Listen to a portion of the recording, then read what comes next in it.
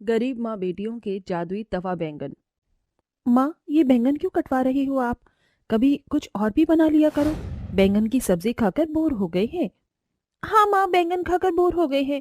मन करता है कुछ अच्छा खाएं। मुझे बैंगन नहीं खाना। इससे अच्छा तो मैं सूखी रोटी ही खा लूं। हाँ माँ, सबकी मम्मी इतना अच्छा खाना बनाती है और आपने हमारे स्कूल की पढ़ाई भी रुकवा दी। दीदी कॉलेज भी नहीं जाती है। तुम तीनों मेरी लाचारी पर उंगली मत उठाओ। इतनी बड़ी हो, समझती हो कि घर की क्या स्थिति है। मेरा भी मन करता है तुम्हें अच्छा अच्छा खाना बनाकर खिलाऊं। कुछ नहीं है तो क्या करूं? जब पैसे होंगे तभी तो तुम्हारे स्कूल कॉलेज की फीस दूंगी, दाखिला करवाऊंगी। पर नहीं है। जैसे ही मुझे कोई काम मिल जाएगा, पैसे आने लगेंगे तो मैं तुम तीनों की पढ़ाई पूरी करवा दूंगी। माँ, हम समझते हैं पिताजी के ऐसे घर छोड़कर जाने के बाद आप पर कितना पहाड़ टूट गया है। हम तीनों का ख्याल रखना पड़ता है। लेकिन इस बैंगन के बच्चे का तो कुछ करो प्लीज। बैंगन की सब्जी नहीं खानी। बैंगन का भरता भी बोरिंग है। कुछ नया बनाओ ना। अच्छा ठीक है, मेरे दिमाग में एक चीज है। क्यों ना मैं तुम्हें तवा बैंगन बनाकर खिलाऊं। बताना कैसा लगा। जब तुम्हारी उम्र की थी ना, तो मैं बैंगन से परेशान हो गई थी। सब्जी बनानी आती नहीं थी, तो माँ के पीछे मैंने तवे पर सेक के बैंगन पर मिर्च मसाले लगाकर खाए थे। 2 मिनट रुको। ला, ये बैंगन मुझे तू दे। तू मत कर। ये कहकर सुमन बैंगन में एक चीरा लगा देती है, जिसके 2 हिस्से करके तवे पर डाल देती है। देखो मैं कैसे बना रही हूँ। तुमने मेरी बचपन की याद ताजा कर दी। अब इस पर मैं नमक मिर्ची और जो भी मसाले हैं वो लगा दूंगी। थोड़ा सा तेल भी। एक तरफ से पक जाएगा ना, तो इसको ऐसे ही पलट देना। वाह माँ, ये दिखने में कितना सुंदर लग रहा है, तवा बैंगन। और माँ, खुशबू भी बहुत अच्छी आ रही है। तुम्हारा ये तवा बैंगन बन जाए, फिर रोटी से खाकर देखना कितना मजा आएगा। ठीक है माँ, जल्दी करो, मुंह में पानी आ रहा है। थोड़ी देर में सुमन एक बार में ही 5-6 बैंगन का तवा बैंगन बनाकर प्लेट में रख देती है और फिर रोटी बनाकर अपनी बेटी को खिलाती है। खाते ही तीनों बेटियां खुशी से कहती हैं, वाओ माँ, इट्स सो यम। दीदी वही वाला बोले। हाँ हाँ, सो ब्यूटीफुल, सो डिलीशियस, जस्ट लुकिंग लाइक अ खाओ। ये क्या था? आपकी तारीफ माँ। अच्छा माँ, मेरा पेट भर गया। अब मैं थोड़ा टहलने जा रही हूँ। अच्छा, खाना खाकर ये प्लेट कौन उठा के रखेगा? सो आलसी, सो नालायक, जस्ट लुकिंग लाइक अ कामचोर। वाह माँ, आप भी हमारी तरह। बिल्कुल। मैं क्यों पीछे रहूं तुमसे? चलो चलो, काम करो। फिर तीनों बेटियां अपनी प्लेट उठाकर हैंडपंप के पास रख देती हैं। गरीब सुमन का बड़ी मुश्किल से घर का खर्चा चल रहा था। पति के जाने के बाद उसकी सारी पूंजी उसकी तीनों बेटी थी, जिन्हें वो बहुत पढ़ाना लिखाना चाहती थी। लेकिन पैसों की तंगी से तीनों की पढ़ाई बीच में ही रुक गई। कुछ देर बाद सुमन इधर उधर काम की तलाश में जाती है। उसे कोई काम नहीं मिलता है। माँ आप आ गई? क्या हुआ, उदास क्यों हो आप? मेरी तो समझ नहीं आ रहा, मैं क्या काम करूं। मुझे काम भी नहीं मिल रहा है। मैं तुम्हारी पढ़ाई कैसे कराऊं? माँ, मैं और तपस्या बड़ी हैं, काम ढूंढने बाहर चले जाते हैं। नहीं नहीं, मैं तुम्हें कहीं नहीं जाने दूंगी। कुछ हो गया तो? तुम मेरी मेहनत की आराधना हो, तपस्या हो, कितनी पूजा आरती की है, तब जाकर तुम ही हो। मैं ऐसे नहीं जाने दूंगी। ये काम मैं कर लूंगी, तुम्हें चिंता करने की जरूरत नहीं है। अरे माँ, घर के पीछे एक जमीन है पिताजी की, जो काफी समय से बंजर है। हमारा तो ध्यान ही नहीं गया। अगर हम माँ खेती कर ले तो शायद कुछ हो जाए। अरे हाँ, थोड़े से बैंगन के बीज वो ही डाल दूंगी, लेकिन पहले उसे उपजाऊ करना होगा। मैं भी चलूंगी माँ, और आप मना नहीं करेंगी? ठीक है बाबा। दोनों माँ बेटी अपने घर के पीछे वाले खेत में जाकर फावड़ा चलाती हैं, पानी चलाती हैं, पानी डालती हैं। रोज उस खेत में मेहनत करती हैं, जिससे उन्हें एहसास होता है कि अब वहां उपजाऊ हो जाएगा। तो वो बैंगन के बीज डाल देती हैं। लेकिन कुछ दिनों बाद भी वहां कुछ असर नहीं होता है। हे भगवान, 1 महीना बीत गया। मैं कैसे कैसे करके पेट पाल रही हूँ, उधार राशन ले रही हूँ। सोचा था कि अब इस खेत में कुछ उपज जाएगा, लेकिन कुछ नहीं हो रहा। माँ शांत हो जाओ, रो नहीं। आराधना के समझाने पर भी सुमन रोती रहती है। इतना रोती है कि उसके आंसू उसकी जमीन में चले जाते हैं। तभी खुदी हुई जगह से बौना निकल कर आता है। ओहो, ये कौन रो रहा है? यहाँ बाढ़ सी आ गई, किसी के आंसू होंगे, जरा देखता हूँ। अरे, हेलो। माँ, ये आवाज कौन बुला रहा है? अरे भाई नीचे देखो, नीचे, मैं यहाँ हूँ। तुम कौन हो? अरे डरो मत, रो रही थी इसलिए मुझे बाहर आना पड़ा। बड़े मजे से सो रहा था। क्या हुआ तुम्हें? क्या बताऊं, मेरे घर में खाने पीने को कुछ नहीं है, कोई काम नहीं है। मेरी बेटियों को कैसे पालूं? सोचा था इस खेत में मेहनत करूंगी तो कुछ सब्जी उग जाएगी, लेकिन नहीं, कोई बैंगन नहीं आए। अरे बस इतनी सी बात, इसके लिए तुम इतना रो रही हो? ये देखो मेरा कमाल, जजंतरम अमंतरम, खाली खेत में आ जाए ढेर सारे बैंगनम। बौने की चुटकी बजाते ही जादू से उस खेत में बैंगन ही बैंगन लहराने लगते हैं। बाप रे बाप, खेत में इतने सारे बैंगन! तुमने हमारी मदद क्यों की? क्योंकि तुम अपनी बेटियों का ठीक से ख्याल नहीं रख पा रही, इतना रो रही हो, इसलिए मैंने मदद कर दी। और ये कोई ऐसे वैसे बैंगन नहीं है, जादुई बैंगन है। तुम जितना तोड़ोगी ये दोबारा उस जगह आ जाएंगे, कभी खत्म नहीं होंगे। लेकिन बदले में तुम मुझे क्या दोगी? मैं बहुत अच्छा सा तवा बैंगन बनाती हूँ, तुम्हें वही खिलाऊंगी। मेरे घर चलो, आओ मेरी हथेली पर। ठीक, ले चलो। मैं जब तक थोड़े बैंगन तोड़ लेती हूँ। सुमन अपनी हथेली पर बौने को ले लेती है और आराधना बैंगन तोड़ती है, जिसके बाद जादू से दूसरा बैंगन वहां आ जाता है। फिर वो तीनों घर आ जाते हैं। फिर सुमन अपनी दोनों बेटी को बौने के बारे में बताती है। बौना उनके साथ खेलने लगता है। आरती उसे गुलगुली करती है। अरे अरे अरे अरे अरे अरे अरे, बस करो बस करो। अरे और कितना हंसाओगे मुझे? तुम बहुत क्यूट हो, हमारी मदद करने के लिए शुक्रिया। अरे माँ, इन्हें भी तो खिलाओ अपना तवा बैंगन। हाँ हाँ, बन गया, ये लो प्यारी बोनी, इसे खाओ। तभी वो बौना सुमन का बनाया हुआ तवा बैंगन खाता है। अरे वाह वाह वाह, सच में तुमने तो बहुत अच्छा तवा बैंगन बनाया है। आज तक मैंने इतना टेस्टी कभी कुछ नहीं खाया। ये लो और भरपेट खाओ, और फुलके लो, चटनी भी बनाई है मैंने। आखिर ये सब तुम्हारी ही देन है, और फुलके चटनी भी बनाई है मैंने। ठीक है, तुम सब भी मेरे साथ खाओ, तुम सच में बहुत अच्छे हो। फिर सुमन और तवा बैंगन फुलके बनाकर लाती हैं, जिसे वो सब मजे से खाते हैं। 3 दिन गुजरते हैं। सुमन बैंगन को मंडी में बेच रही थी और बौना भी उसकी 3 बेटियों के साथ खूब खेल रहा था। और एक दिन कहता है, सच में तुम सब ने मेरा बहुत ख्याल रखा, इतना खुश मैं कभी नहीं हुआ। मुझे तुम्हारे हाथ के बने हुए सुमन तवा बैंगन बहुत अच्छे लगे।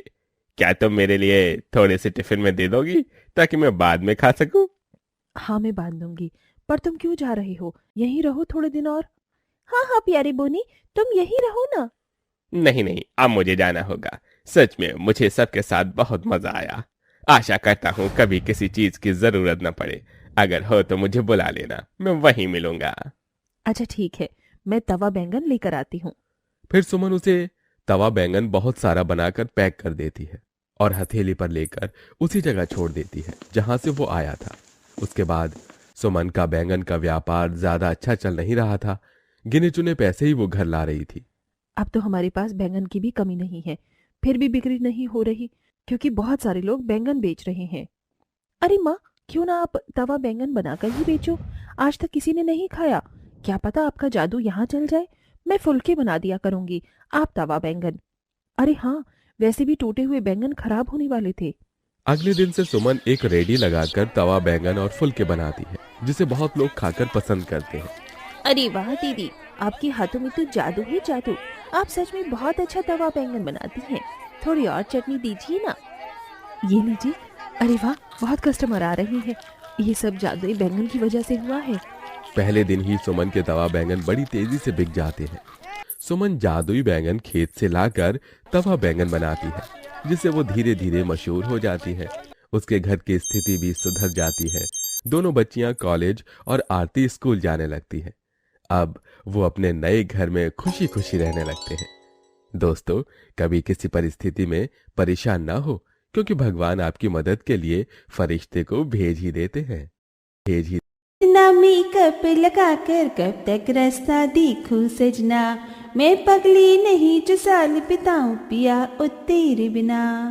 तेरे संग कदम भर के मैं तारों तक साथ चलूंगी, कुछ तारे चुन लेना, इस बार मेरी तो मांग सजाना। सबकी बारातें आई, सबकी बारातें आई, डोली तू भी लाना। दुल्हन बना के हमको राजा जी ले जाना। Wow Divya, just looking like a wow. Finally आज मेरी शादी है। तू अभी तक मेकअप में ही लगी हुई है। वहां बारात भी आ गई है, पंडित जी भी मंडप में इंतजार कर रहे हैं। बस हो गया माँ, दुल्ही की जोड़ी में मेरा प्रेम कैसा लग रहा है? दिव्या, तू एक बार फिर सोच ले। प्रेम की फैमिली जॉइंट फैमिली है। उस घर की बहू बनकर तू जिंदगी भर बर्तन घिसती रह जाएगी, देख लेना। ओफो माँ, आप फिर शुरू हो गई। थोड़ा तो लॉजिक लगाया करो। आज की डेट में काम वाली बाई नाम की भी कोई चीज होती है। अब चलो। मालती दिव्या को मंडप में लेकर आती है, जहाँ प्रेम और दिव्या की शादी हो जाती है और बारात दुल्हन को लेकर लौटती है। भगवान जी, दिव्या से मेरी शादी हो गई। बस अब इस प्रेम की नैया आपके हाथों में है।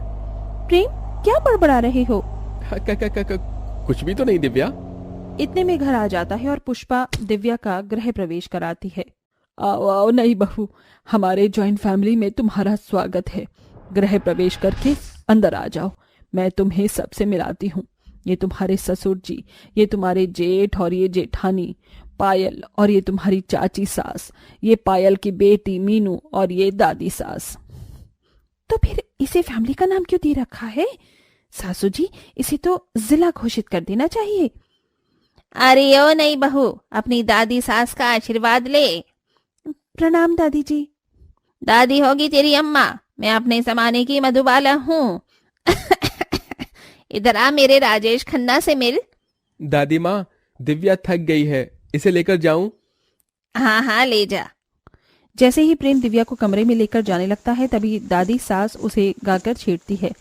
कुंडी लगा लो सैया, तुम्हें जन्नत दिखाती, मैं जन्नत दिखाती। ले जा बहू का।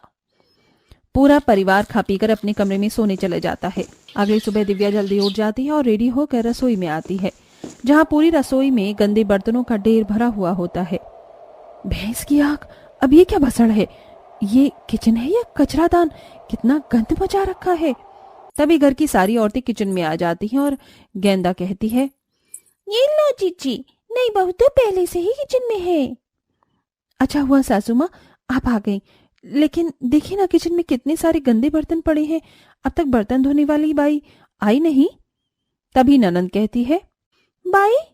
नहीं भाभी, हमारे घर में कोई काम वाली बाई नहीं है। अब ऐसे कैसे हो सकता है? इतने बड़े जॉइंट फैमिली में बर्तन करने के लिए बाई भी नहीं है। ननद जी ठीक कह रही हैं देवरानी जी, हमारे यहाँ बाई नहीं है। इतने बर्तन तो रोज की बात है। मैं तुझे यही बताने आई थी। आज ये सारे गंदे बर्तन तुम्हें ही धोने हैं बहू। हमारे यहाँ रस्म होती है, शादी की पहली सुबह जितने भी गंदे बर्तन होते हैं उसे नई बहू ही धोती है। मर गई, मतलब कि इतने कड़ाके की ठंड में मुझे ये बारात भर के बर्तन अकेले धोने पड़ेंगे।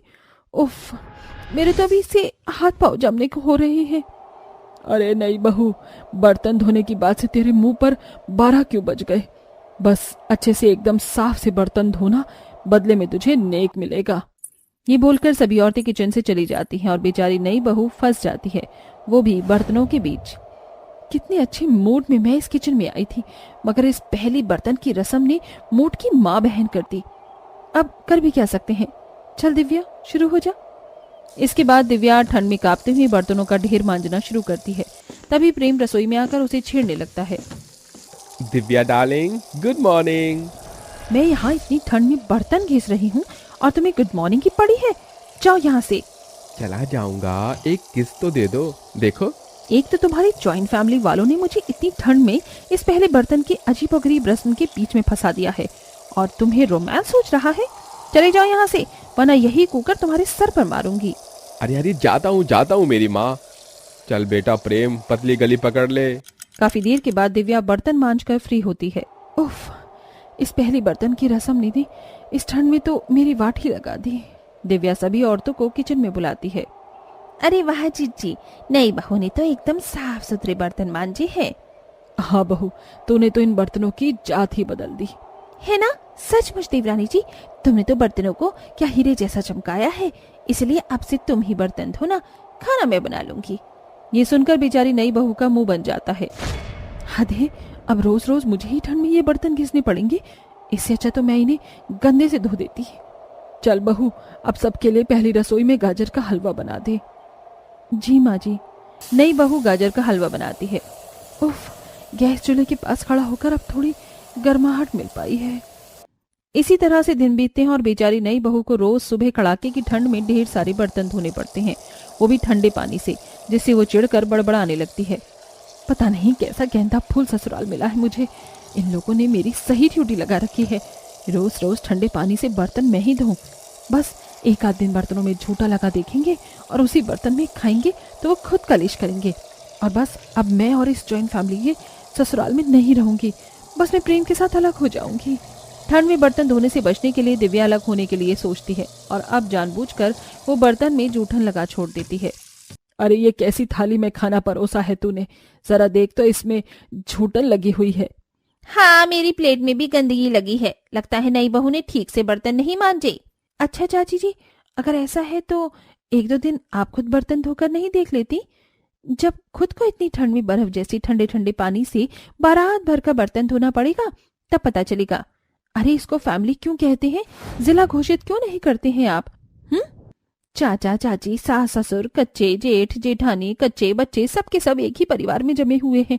जब से शादी करके आई हूँ बर्तन घिस घिस कर मेरे हाथ कैसे हो गए हैं। सभी को नई बहू की ये बात बहुत बुरी लगती है, मगर उसके बर्ताव के पीछे का परिवार में ना ढल पाना भी वो समझते हैं और ये बात पूरा परिवार बहुत समझ जाता है और वो अपने अपने खाने की थालियां खुद धोने लगते हैं, फिर चाहे वो घर की औरत हो या मर्द। ये पैतरा भी काम नहीं किया, मगर चलो अच्छा है, कम से कम अब अपना हाथ पांव चलाकर अपने झूठे बर्तन तो खुद धोने लगे हैं। तभी पायल दिव्या की बात सुनकर उसे समझाती है। देवरानी जी, आपको पता है खुशियां सिर्फ परिवार में होती हैं और परिवार से अलग होकर कोई भी खुश नहीं रहा, न आप न हम। मैं मानती हूँ ये परिवार आपके लिए नया है और बड़ा भी है, इसीलिए आपको परेशानियां हो रही हैं, मगर इस घर में रहने वाले हर एक के दिल में अपनों के लिए जो प्यार भरा है ना, बस वही इस परिवार को जोड़े हुए है, इसे मत तोड़िए। इसके बाद दिव्या को अपनी गलतियां समझते बिल्कुल भी देर नहीं लगती और वो अपनी पूरी जॉइंट फैमिली के ससुराल वालों से माफी मांगती है। माँ, दादी माँ, चाची, नताशा, मुझे माफ कर दीजिए। मैंने जाने अनजाने में आप सबका दिल बहुत दुखाया है, मगर मैं भूल गई थी, अपने वक्त में इससे ज्यादा काम आपने भी किया है। कोई बात नहीं बहू, गलतियां किसी से भी हो सकती हैं, हम सभी इंसान हैं, मगर अक्सर ये छोटी मोटी नोकझोंक इतनी बड़ी बन जाती है कि बड़े से बड़ा परिवार भी टूट जाता है। तू बस इस परिवार को जोड़े रखना, इसे टूटने मत देना। इसके बाद सभी दिव्या को मौका देते हैं और घर की सभी औरतें एक साथ मिलजुल कर काम करती हैं। थोड़े दिन में दिव्या पूरी तरह अपनी जॉइंट फैमिली के ससुराल में घुल मिल जाती है।